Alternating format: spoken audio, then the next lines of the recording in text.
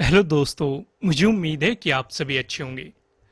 दोस्तों, bank Nifty में भी आज बेहतरीन अपॉर्चुनिटी मिली और निफ्टी 50 में भी। ध्यान से अगर आप देखेंगे, निफ्टी 50 का चार्ट लगा हुआ है।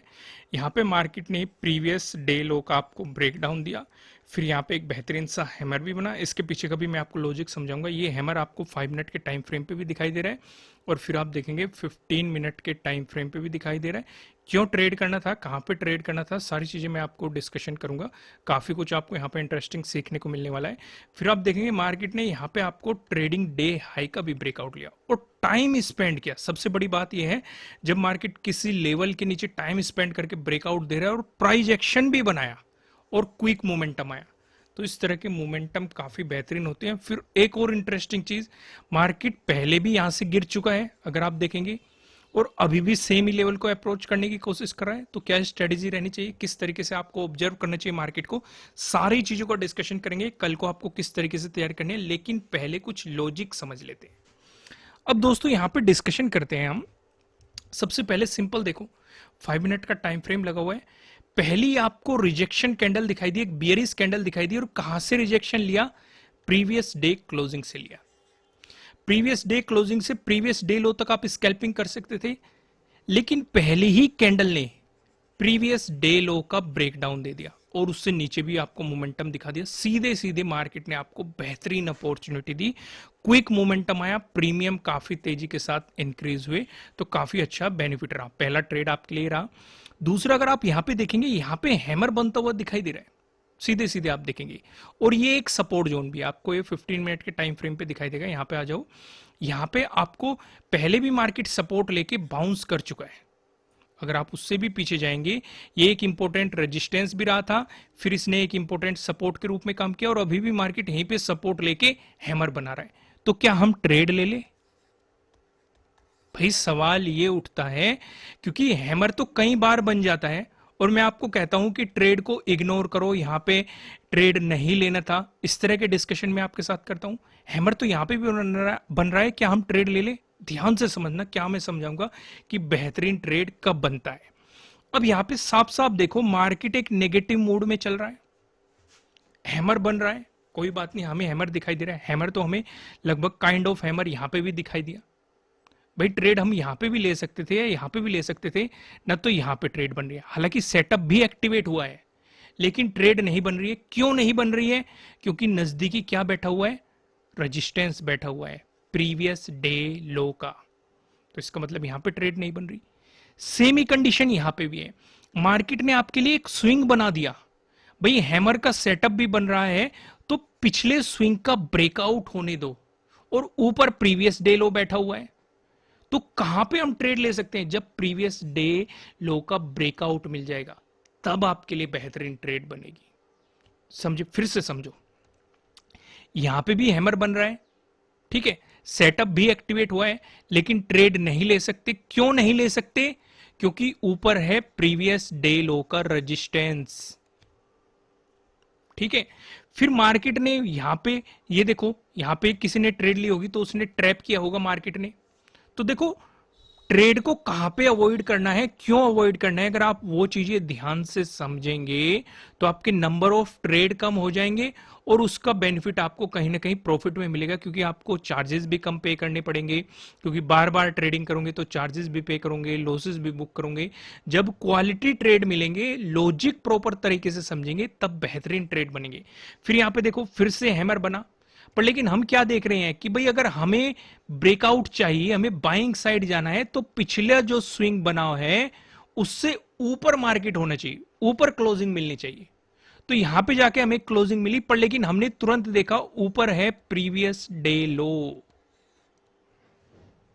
तो इसलिए हमें प्रीवियस डे लो का भी ब्रेकआउट चाहिए।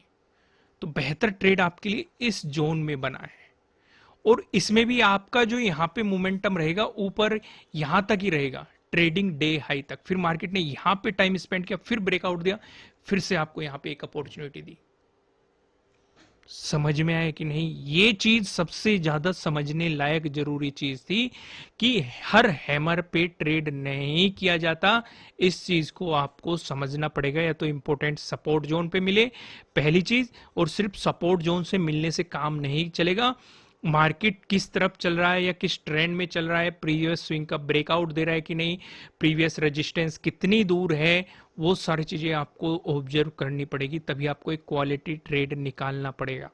अगर ये चीज समझ में आई हो, ये नॉलेज आप बेहतरीन लगी हो, तो वीडियो को इसी बात पे लाइक कर दो और कमेंट करके बताना ये हैमर वाला लॉजिक आपको समझ में आया कि नहीं। देखो, कहने को तो मैं इतना भी कह सकता था कि भाई यहां भी हैमर बन का प्रॉफिट होगा अगर किसी ने ट्रेड लिया होगा, सेटअप बन गया, लेकिन नहीं, मैंने आपको प्रॉपर तरीके से समझाया, क्योंकि ये चीज हर रोज नहीं होगी। हैमर बनेगा फेल होगा, हैमर बनेगा फेल होगा, पर लेकिन जब ये लॉजिक आपके माइंड में हो जाएगा कि पिछले स्विंग का ब्रेकआउट, ये चीजें, यानी कि देखो, हर सेटअप, हर लॉजिक अलग होता है, डिपेंड करता है आपकी मार्केट को लेके अंडरस्टैंडिंग किस तरीके से है, किस तरीके से आप मार्केट को ऑब्जर्व करते हो, क्या बिहेवियर मार्केट कर सकता है। उन चीजों को जितना ज्यादा आप ऑब्जर्व करोगे, उतना बेहतर क्वालिटी ट्रेड आपको निकल के आएगा। चलो, इस बार हैमर पे ये लॉजिक लग रहा था, कि आप अगली बार कुछ दूसरा लॉजिक हो, वो तो डिपेंड, मार्केट किस तरीके से मोमेंटम कर रहा है उस चीज पे डिपेंड करता है। और घबराना नहीं है, ये चीजें एक्सपीरियंस के साथ धीरे धीरे आती है। अगर आपको नहीं दिखाई दे रही, कोई बात नहीं, समझ में नहीं आ रही, प्रैक्टिस करते रहो। Practice makes a man perfect. इसी बात को आप नीचे भी लिख सकते हो, जिससे कि मुझे समझ में आ जाए कि आपको ये चीज समझ में आ रही है। Practice makes a man perfect. आइए यहां पे अब हम डिस्कशन करते हैं कल के लिए। अब यहां पे एक चीज तो हमने ऑब्जर्व कर ही ली कि मार्केट यहां से पहले भी गिर चुका है और अभी भी मार्केट इसी लेवल को अप्रोच करने की कोशिश कर रहा है। एक बात हमें यहां पे समझ में आ रही है, तो उस हिसाब से हमारा नो ट्रेडिंग जोन क्या रहेगा? मार्केट को प्रीवियस डे हाई का ब्रेकआउट देना चाहिए अगर हम बाइंग साइड जाना चाहते हैं, या फिर ध्यान से अगर आप देखेंगे, इस जोन का हमने डिस्कशन किया है पहले भी, कुछ याद आया? ध्यान से ऑब्जर्व करो, ये एक इंपॉर्टेंट रेजिस्टेंस जोन है, और आज भी मार्केट ने यहां पे रेजिस्टेंस की तरह एक्ट किया है, और इसका ब्रेकआउट देने के लिए काफी हैवी कैंडल भी बनाया है, काफी अच्छे वॉल्यूम के साथ। तो हो तो ये हमारे लिए सपोर्ट की तरह एक्ट कर सकता है। तो अगर हमें सेलिंग साइड जाना है, तो इसका ब्रेकडाउन चाहिए हमें। समझो, बात को समझो, चीजें सब कुछ सामने दिखाई दे रही है, बस आपकी ऑब्जर्वेशन पावर कितनी है, ये उस चीज पे डिपेंड करता है। क्लियर क्लियर, ये रेजिस्टेंस था, दिखाई दे रहा है। आज भी रिजेक्शन आपको इसी जोन में मिला है, कल भी देखो 19 का रिजेक्शन इसी जोन में मिला था। ध्यान से देखो, समझो चीजों को। मार्केट इसी जोन में जाके रुक गया था। मैं हटाता हूं, फिर से ड्रॉ करता हूं, दिखाई दे रहा है कि नहीं? कल भी 19 को भी अगर आप देखेंगे, मार्केट ने इसी जोन पे रेजिस्टेंस की तरह किया था, और आज भी अगर आप देखेंगे, मार्केट ने इसी जोन के आसपास से रिजेक्शन लिया है, और फिर से जब वापस आया, फिर से यहीं पे रिजेक्शन की तरह टाइम स्पेंड किया है। तो जब बार बार ये रेजिस्टेंस की तरह करा है, तो पॉसिबिलिटी है सपोर्ट की तरह करे। तो अगर सेलिंग साइड जाना है, इसका ब्रेकडाउन चाहिए, इसके नीचे प्राइस सस्टेन होना चाहिए। ऊपर क्या होगा? Previous day high. क्या इन चीजों से काम चल जाएगा? और भी चीजें इसमें ऐड करते हैं। अगर मार्केट फ्लैट ओपन होके दिखाता है आपको पॉजिटिव मोमेंटम, तो आपको चाहिए प्रीवियस डे हाई का ब्रेकआउट। तो यहां पे जो आपके लिए रेजिस्टेंस बनेगा, वो 19 का डे हाई बन जाएगा। वहीं पे अगर मार्केट फ्लैट ओपन होके दिखाता है नेगेटिव मोमेंटम, उस सिचुएशन पे आप इस सपोर्ट जोन पे फोकस करेंगे, जो कि पहले रेजिस्टेंस था, हमें पता है रेजिस्टेंस से ब्रेकआउट मिलते ही वो सपोर्ट की तरह एक्ट करेगा। इसका ब्रेकडाउन चाहिए। यहां तक हम स्कैल्पिंग जरूर कर लेंगे, अगर प्रीवियस डे क्लोजिंग से मार्केट नीचे आता है, तो इस सपोर्ट जोन तक हम स्कैल्पिंग कर सकते हैं, लेकिन बेहतर अपॉर्चुनिटी आपको इससे नीचे मिलेगी। उस सिचुएशन पे जो आपके लिए सपोर्ट बनेगा, पहला तो रहेगा 19 का डे लो, इसका ब्रेकडाउन मिल गया तो आप देखेंगे 20 का डे लो। अब यहां पे देखो, 19 का जो डे लो है, 16 का डे लो है, देखो ये भी जोन आपका काफी इंपॉर्टेंट है। मार्केट ने यहाँ पे आपको 16 का डे लो, 19 का डे लो एक ही जोन में आपको दिखाई दे रहा है, क्लियर क्लियर। उससे पहले भी आप यहाँ पे सपोर्ट रेजिस्टेंस देख चुके।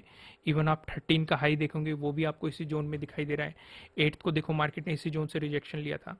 फिर नीचे आप देखेंगे, नीचे भी ये सेम ही जोन आपको दिखाई दे रहा है। यहाँ पे आपको 20 का डे लो दिखाई दे रहा है, 15 का डे लो दिखाई दे रहा है। आप यहाँ पे 8 को भी देखो, सपोर्ट देखो। प्राइस एक्शन के अकॉर्डिंग ये सिचुएशन है। इन चीजों को मार्क करना सीखो, ऑब्जर्व करना सीखो। अगर आप मार्केट को समझना चाहते हो कि कहाँ से मार्केट मोमेंटम ले सकता है, या कहाँ पे हम अपनी प्रॉफिट बुकिंग कर सकते हैं, या फिर कहाँ पे हम अपना स्टॉप लॉस प्लेस कर सकते हैं, किस तरीके से ट्रेलिंग स्टॉप लॉस का इस्तेमाल हम कर सकते हैं, वो चीजें आपको ऐसे ही समझ में आएगी। समझ पा रही हो मैं क्या समझाना चाह रहा हूँ? क्लियर है सारी चीजें? कोई भी कंफ्यूजन नहीं है ना? अब गैप अप की सिचुएशन डिस्कस करते हैं। अगर मार्केट आपको गैप अप का सिनेरियो देता है, उस सिचुएशन पे आप क्या कर सकते हैं? उस सिचुएशन पे मैंने आपको बताया ये जोन आपके लिए काफी इंपॉर्टेंट है।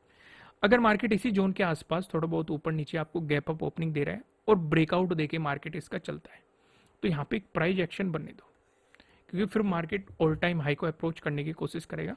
तो बेहतर है एक बेहतरीन सा प्राइस एक्शन बनने दो। तो यहाँ पे अगर आपको दिखाई देता है, अच्छा वॉल्यूम भी दिखाई देता है, बुलिश कैंडल ब्रेकआउट भी दिखाई देता है, इस लेवल से ऊपर प्राइस सस्टेन भी करता है, तो आप बाइंग अपॉर्चुनिटीज पे फोकस कर सकते हो। वहीं पे अगर मार्केट यहाँ पे गैप अप ओपनिंग देके रिजेक्शन दिखाता है आपको, तो उस सिचुएशन पे जो आपके लिए सपोर्ट जोन बनेगा वो प्रीवियस डे हाई का बन जाएगा। अगर मार्केट इसका भी ब्रेकडाउन देता है तो यही वाला सपोर्ट जोन आपके लिए अगला सपोर्ट बन जाएगा। क्लियर हुआ? जो पहले रेजिस्टेंस था इसका ब्रेकडाउन मिल गया तो 19 का डे लो, इस तरह की सिचुएशन। ठीक वहीं अगर आपको गैप डाउन ओपनिंग मिल गई उस सिचुएशन पे हम क्या करेंगे, उस सिचुएशन पे आप पूरा फोकस रखेंगे इस वाले जोन पे। इसे ऑब्जर्व करो, अगर इसी जोन में आपको गैप डाउन ओपनिंग मिलती है थोड़ा बहुत ऊपर या नीचे सेमी लेवल पे, और मार्केट इसका ब्रेकडाउन दे देता है बियरिश कैंडल बना के और उससे नीचे प्राइस सस्टेन कर जाता है, तो नीचे की तरफ आपको सपोर्ट लेवल्स पता है।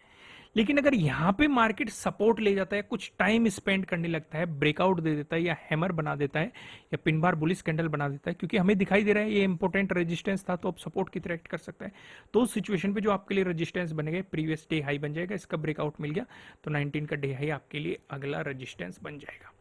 चीजें क्लियर हुई? दोस्तों अगर कंटेंट पसंद आ रहा है तो वीडियो को लाइक जरूर कीजिएगा, कमेंट करके बताना एनालिसिस कैसे लग रहा है आपके लिए, कितने हेल्पफुल है। नए हो चैनल को सब्सक्राइब करना और बेल आइकन प्रेस करना, जिससे आपको आने वाले वीडियोस के नोटिफिकेशन मिल सकेंगे। फिलहाल इस वीडियो में इतना ही, फिर मिलेंगे किसी नेक्स्ट वीडियो में किसी अच्छे कंटेंट के साथ। Thank you.